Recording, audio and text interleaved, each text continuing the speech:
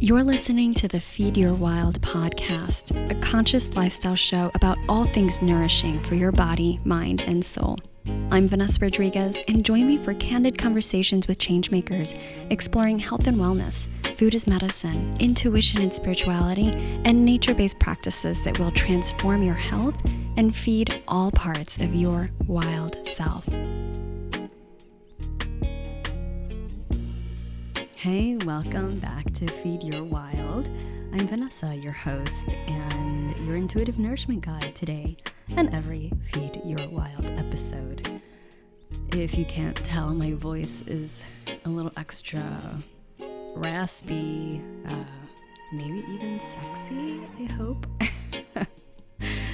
I've been dealing with a gnarly throat thing, as you heard if you tuned into our last moon musing, the Taurus new moon, the Healers on the Mend series with Megan. And yeah, it's still going. Well, by the time I'm recording this podcast, I thought that I had gotten over it, and then last night it just came over me again. So it's a really, even though doing all the things, I think it's just, having a baby and a lot less sleep these days, lower resilience. I'm feeling a lot more humbled by this whole thing.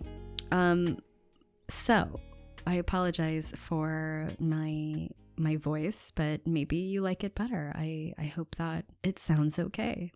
I wanted to do something kind of fun over the next couple of weeks and share more of these mini episodes on a topic that I'm really passionate about. And this is something that I talk about in a private training, which, by the way, you can get totally for free if you choose to apply to my 9-month practitioner mentorship program, the Wildly Intuitive Practitioner Pathway. If you are accepted, if you apply and you're accepted, you get access to this private training. It's totally legit. There's a lot there. It's called How to Create a Transformative Intuitive Healing Practice You Love. And in it, I share a 3-part intuitive healing matrix. That is a fundamental piece for any kind of intuitive healing training. So there's a lot in that 1-hour class that you would get for free in that way. And I wanted to pull one string from that discussion, and something that we also really focus on inside the program, the Wildly Intuitive Practitioner Pathway program. And something that in all of my previous programs and client relationships with other intuitive healing artists or practitioners is looking at these essential qualities of an intuitive healing practice, a business, and or just being an intuitive healer, what it really takes. And also, it is my humble belief and opinion that this is what the world needs in terms of medicine. Like, this is what true holistic medicine really is and always was. And what we're practicing these days in more modern Western medical circles and that Western medical paradigm, that, man, we just see it's like a running checklist of things that people get thrown into. The person is not centered. So very often, if you have some sort of ailment or issue, whether it's acute or chronic. Now, I will say the Western medical system is great for emergency situations. Like if you, for example, get a bad cut from a knife in your kitchen. Like if you don't have the proper herbs and tools yourself, then it's probably best to go to the hospital. Yeah, and they can help you out with that. But when we're looking at issues where They're a symptom of something that's happening more upstream. The typical way that it would be treated in the Western paradigm is to put a Band-Aid on it, right? So, oh, you have eczema. Let's just, throw some steroid-based lotions on you, which can help temporarily, but it's not really addressing the roots of the issue. Or if you have chronic acid reflux, take a proton pump inhibitor and antacids long-term, which you're not supposed to take long-term, and doesn't really help in the end. It helps acutely with the symptoms when they're feeling gnarly, but then the problem doesn't go away, right? So in true holistic medicine, and what I had practiced as a clinician through functional medicine, we're really looking at going upstream and looking at what the roots of the issue are, looking at the soil, the ecology that this ailment, this disease grew from, and to look at the wholeness of the person and centering the person, and the ecology of the person. So body, mind, spirit. And this is, of course, true for many traditional medical systems and lenses. Ayurveda, traditional Chinese medicine, and most indigenous wellness practices. They took a much wider lens and scope as they approached this individual.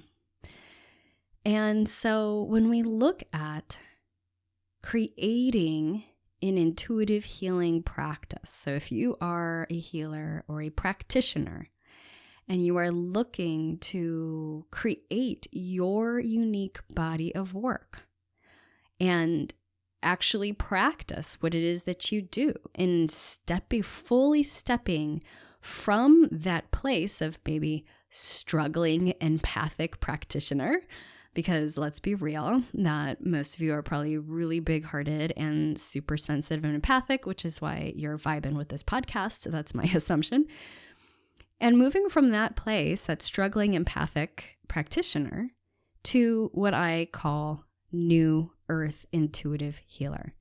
This is the embodied intuitive healer. This is the person that is whole unto themselves, but also has fully connected with their gifts and who they are and the channel that they are to be the vehicle for these unique gifts that they can share in service to not just humanity, but to the greater world, the plants, the animals, the unseen beings and energies, and Mama Earth herself. We have to look at all of this holistically because we're all interconnected, right?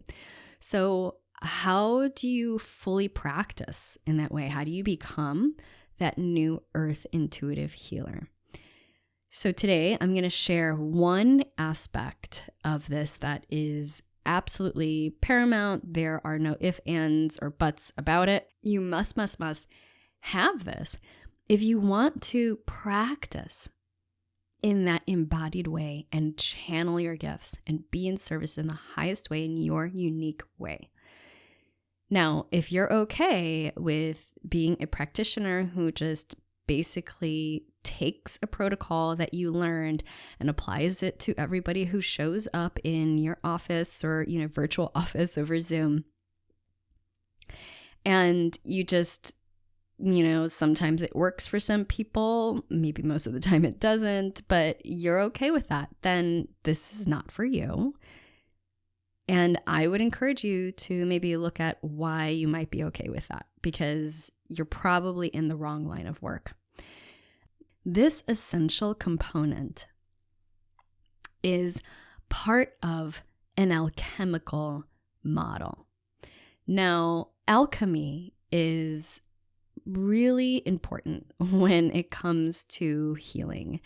And I shared a podcast, the Mother's Day podcast recently, a couple weeks ago, on my little a tiny bit of my process of spiritual alchemy. We go into this topic and idea of spiritual alchemy so much more deeply inside of the WIP program, the Wildly Intuitive Practitioner Pathway. This is based off of an alchemical model, an alchemical blueprint, if you will, that I have connected to, that was channeled to me, but really is the foundation of all of life, really, but like in that evolutionary sense. Evolution happens through an alchemical process, and healing, true healing, is an alchemical process. So alchemy is a bridging of spirituality and science, combining the rational, the practical, and the intuitive. And alchemy bridges all of the sciences together: biology, chemistry, physics. It connects these sciences and more to the energetic and the spiritual. And clearly this is missing in the conventional medical paradigm that I was speaking about earlier, right? There are 3 philosophical principles within an alchemical model. And I'm going to go over one today in particular, which is connected to the one essential that I'm talking about that you absolutely need to have an intuitive healing practice and to be a new earth intuitive healer. Now, these principles are found in all of life and also in multiple other traditions around the world. So if we look at indigenous traditions, if we look at astrology, if we look at Ayurveda, we see this pattern. Even in Christianity, we see a pattern of a Holy Trinity. So looking at alchemy is not just, sometimes we think about alchemy and we think, oh, that's like, some wizardy kind of dude that goes into a lab and tries to create gold from lead. Okay, maybe, but true alchemy is not just a laboratory experiment. It's actually an initiation. It's an initiation or a rite of passage that is sacred into the ways of medicine and healing. It's about coherence.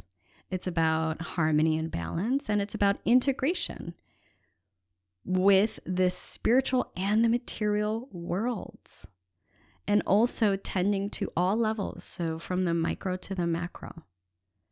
And alchemy is not complete, like there isn't any complete, done, check with alchemy because it really is an evolutionary process. So it needs to come back and be integrated into the being, into the person, into the medicine.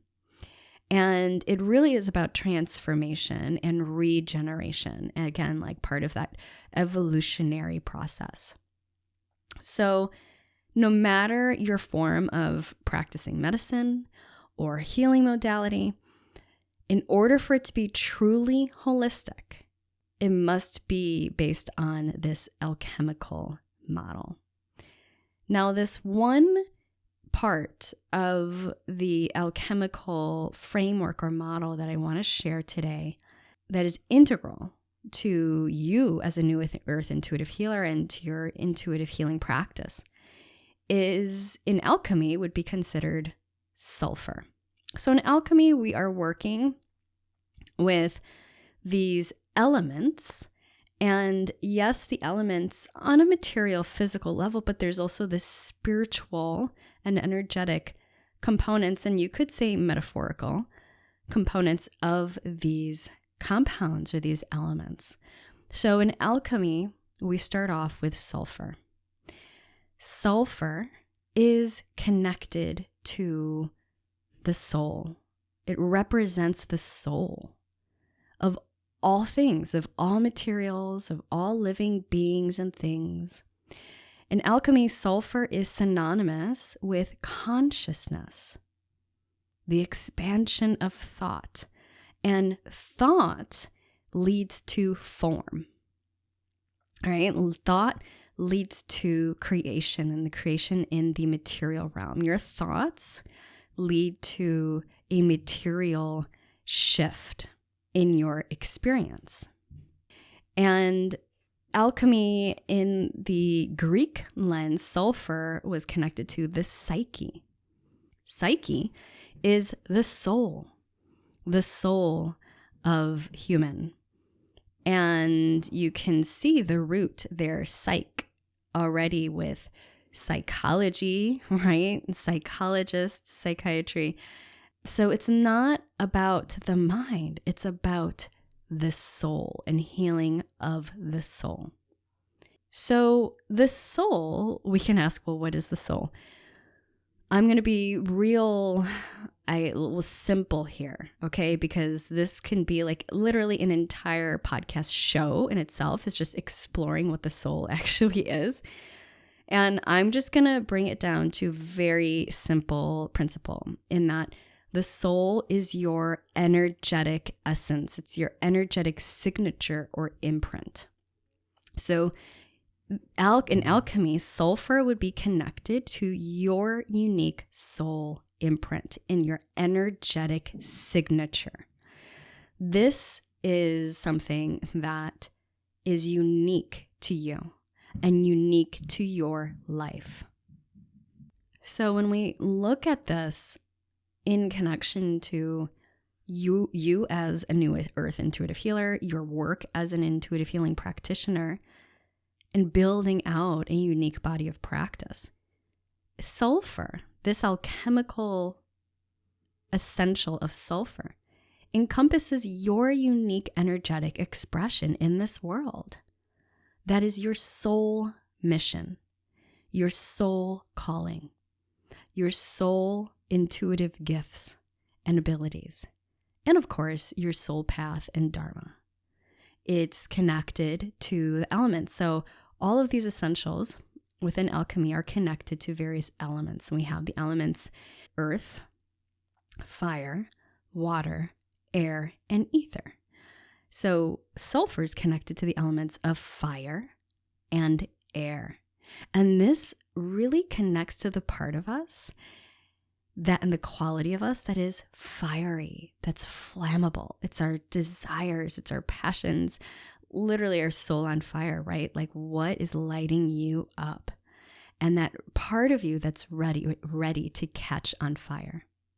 And in this way, in this connection with fire and air, it's not just us that is ready to catch on fire, so to speak, but also us in spreading our fire, lighting the fire, the internal flame of others, right? So with fire and air, quite literally spreading that wildfire in the best way possible and lighting those up that we are here to inspire, uplift, and serve. So when we consider sulfur, the sulfur component in our soul, our energy, as it pertains to our work through this alchemical lens, the work with a capital W must be aligned with your soul. There is a fit. And you know when it's not a fit. I'll just give you an example. When I was working a 8-to-5 job and working in a cubicle, a beige cubicle, although we did have beautiful windows. I remember quite distinctly this feeling of just like claustrophobia. This feeling like I had to escape and do something. I was going to go crazy, but I had no idea what. I didn't know why I felt this, why I was so unhappy. I had a stable job and income. Like there wasn't anything necessarily terrible happening in my life in that moment. And yet I felt like a part of me was dying. And I was going through this process of really looking inward and asking, what is going on here? Like, what's wrong with me? And I decided to see this energy reader. And I can't remember her name or how I found her, but she taps into your aura and reads a little bit of your energy. And she told me, honey, you are just being completely drained. And like, I see you confined in this box. And I also see you floating up out of your body, like you're not embodied at all, like you're trying to escape.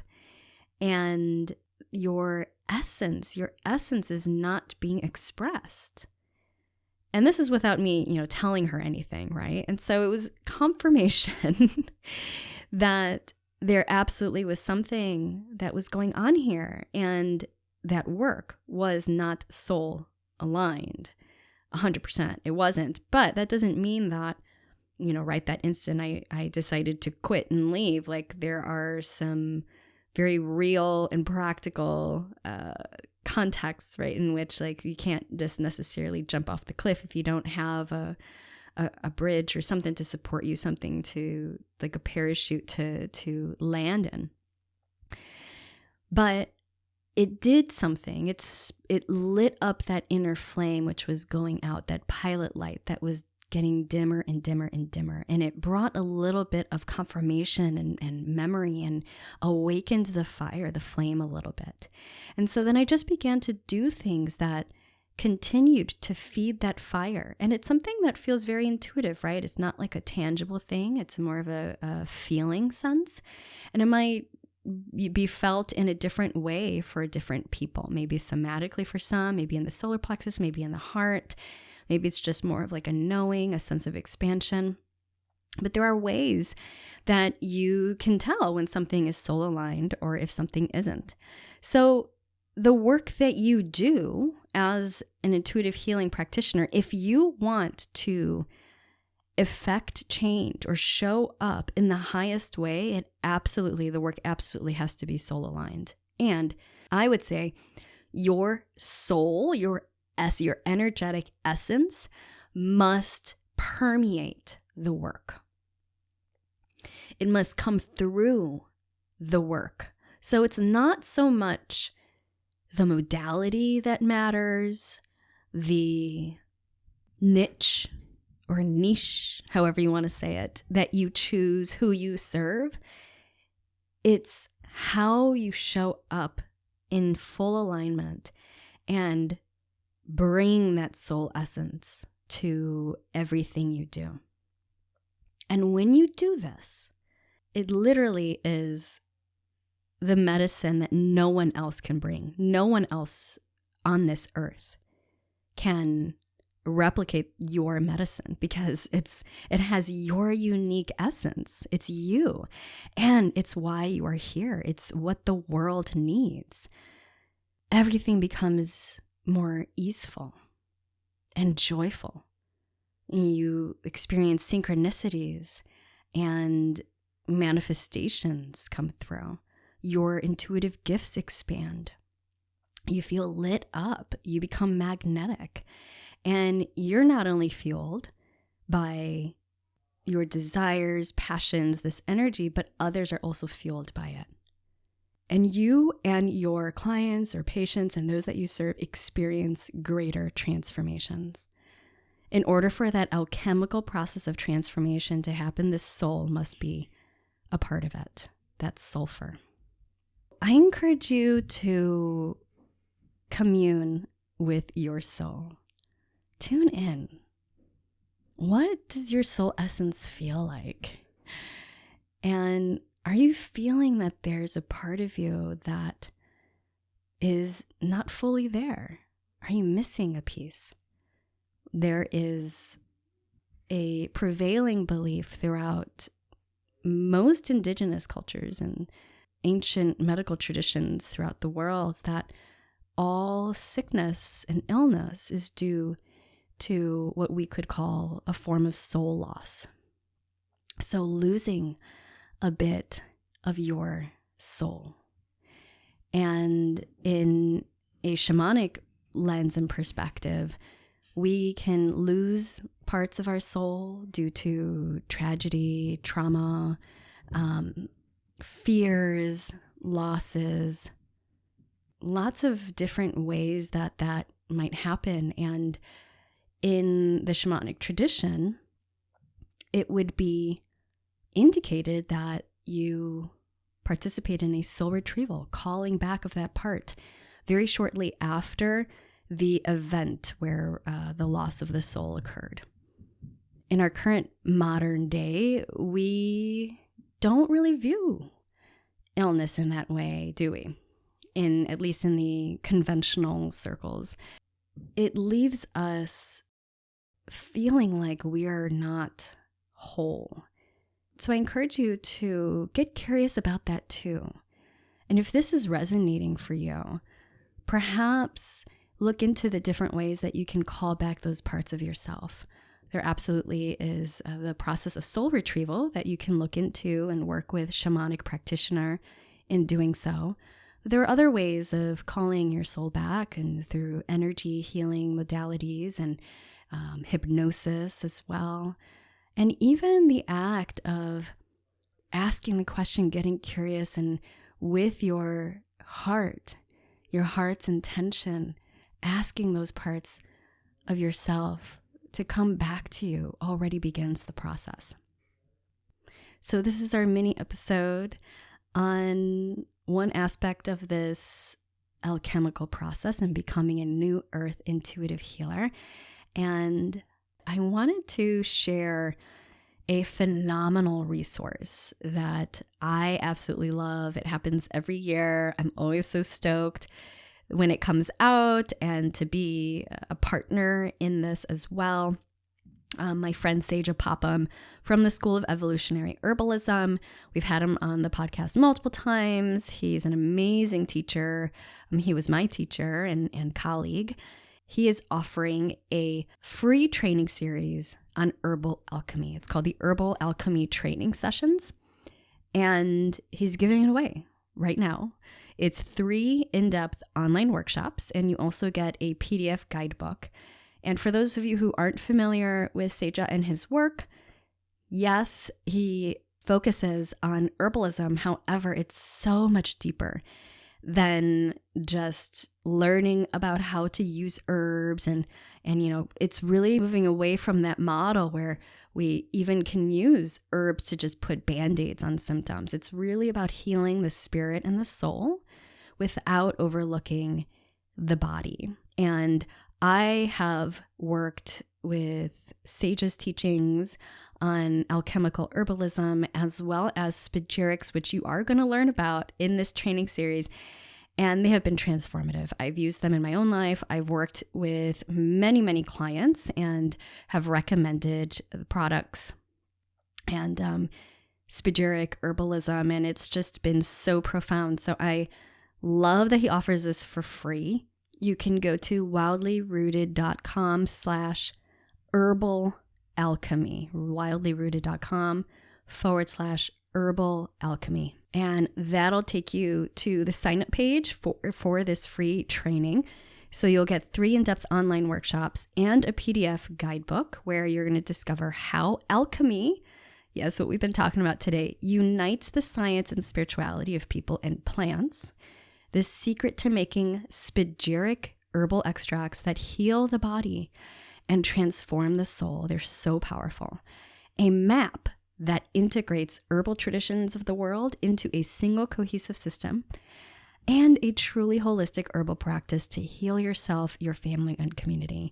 I told you I'm in love with this content, and he doesn't hold back. If you know Seja, he gives it all when he goes into these training sessions. So there's so much value here. They're literally just giving it away.